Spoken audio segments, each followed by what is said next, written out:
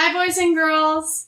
We are in our playroom today because a lot of things are changing up around the Wall household as we continue to shelter in place and stay safe. Today we are reading Yayoi Kusama, From Here to Infinity, and it's about one of our favorite artists. It was written by Sarah Suzuki and illustrated by Ellen Weinstein. Are you ready? Mm-hmm.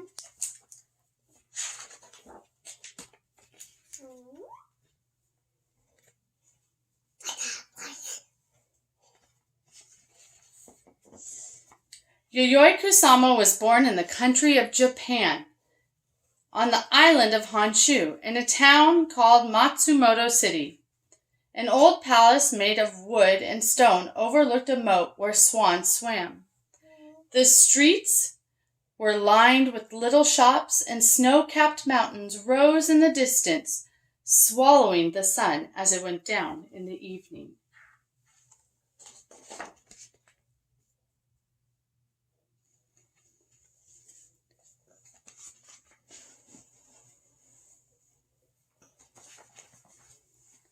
Yayoi's family owned nurseries where all kinds of flowers and vegetables grew, and workers tended the plants as they matured from seeds to sprouts to stalks.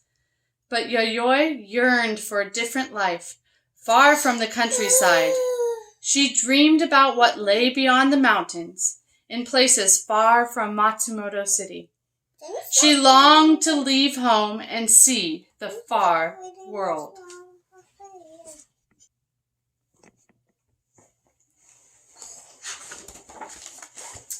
Yayoi's mother wanted her to stay home and learn old-fashioned manners and how to dress elegantly, walk demurely, eat politely, and find a proper husband. But Yayoi wanted to be an artist. Every day she went outside with ink and brushes and paper. She drew things she saw and things she imagined. She looked closely at the pebbles that lined the riverbed and at the leaves and stalks of plants, and she drew them as chains of tiny cells that looked like dots.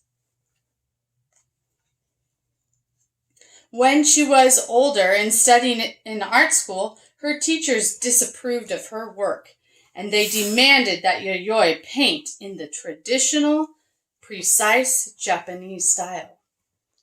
She wanted to go where she could live without rules.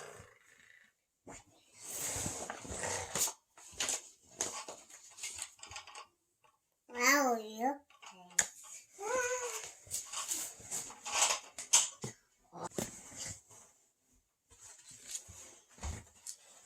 When she was 28 years old, she packed up her silk kimonos and thousands of drawings and stuffed dollar bills into the toes of her shoes.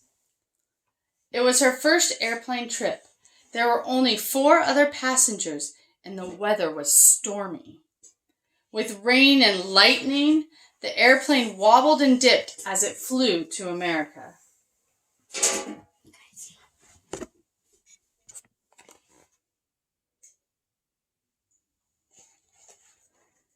In New York, Yayoi went to the top of the Empire State Building, the tallest building in a city full of tall buildings.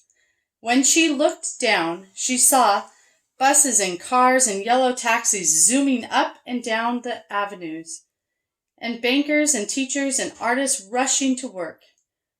From up on the 86th floor, they looked like dots. She felt very far from quiet Matsumoto City and her mother's rules. Here, it seemed, anything was possible.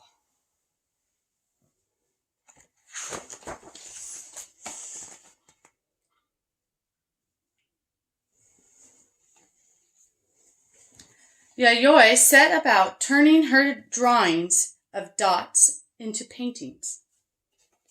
The dollar bills that she had brought to America quickly ran out, and she spent what little money she had left on paints and canvases.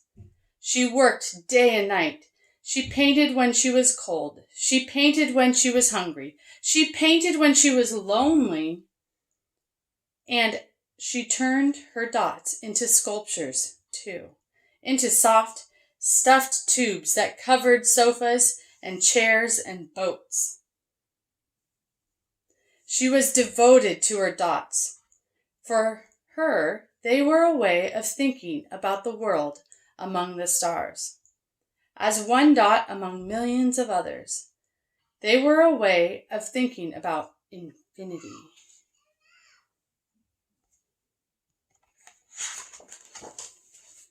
This is our favorite page because of all the artists that are in the background, and it sometimes gives some people a little bit of giggles. So if it makes you giggly, that's okay.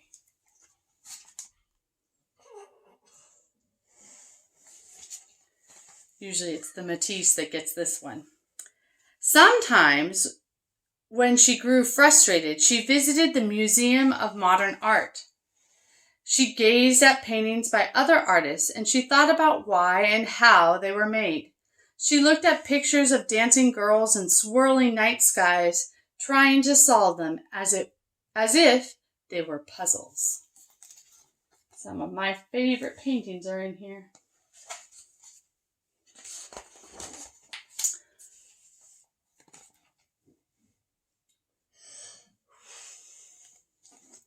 Her paintings seemed so different from those she had seen at MoMA.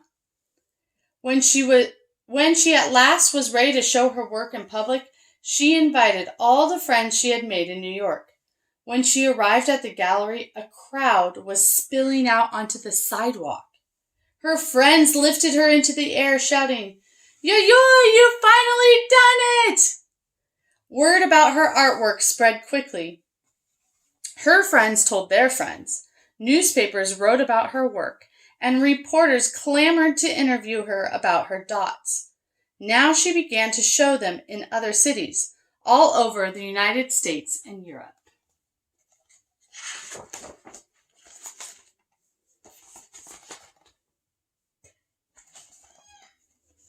Her dots were covering the world. They appeared in Venice in thousands of dot-shaped mirrors scattered over a big green lawn, on a pumpkin on a pier,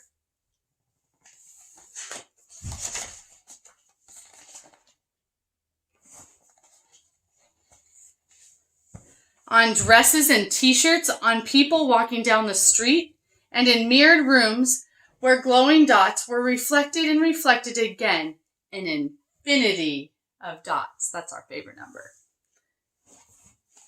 especially when it comes to dots.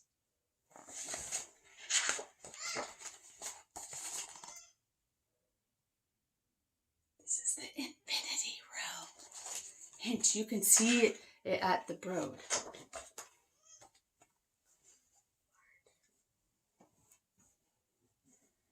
Having visited many countries all over the world, Yayoi returned to Japan. The country had changed since she left, with many different artists challenging the old traditional style as Yayoi had been doing all along.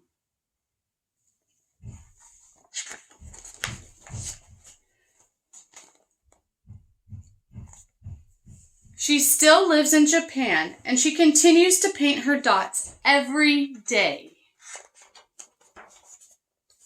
Here are some artworks by Yayoi. This one is Infinity Nets. It was created in 1951. Here is Untitled 1952.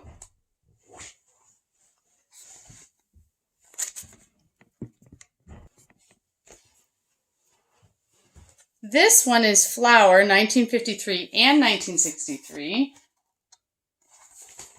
This one is Number F. What a funny name, huh? 1959. And this one looks super comfy, by the way. Is Accumulation Number 1, 1962.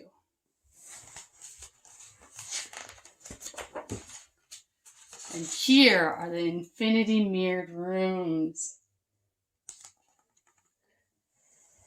This one's called The Souls of Millions of Light Years Away. Light years away. It's 20 in 2013. Or 2013, right? So her most recent work. Oh, wait. Yeah, that was her most. The Obliteration Room. It is made in 2002. So for some of you, that will be your project. If you're doing the Obliteration Room diorama, this is your inspiration. Okay. Here she is with her art. And a mohawk. And a wig, I mean. A wig, not a mohawk. Mohawk. So I want to show you something really quick before we end the video. So for those of you that are going to be doing the project for our class, if you're doing the flower project, where you're sculpting an installation flower out of cardboard, this is one of your inspirations to see how it's done. As far as the dots and how to decorate it. Okay. Those of you that are doing the pumpkin, get there. Here's your inspiration. Your dots don't have to be the same. They just need to be similar. So that we know that Yayoi Kusama was your inspiration. Okay? And then, of course, those that are doing the obliteration diorama, this is your inspiration. On that note, we're going to say goodbye and thank you. Bye! Thank you!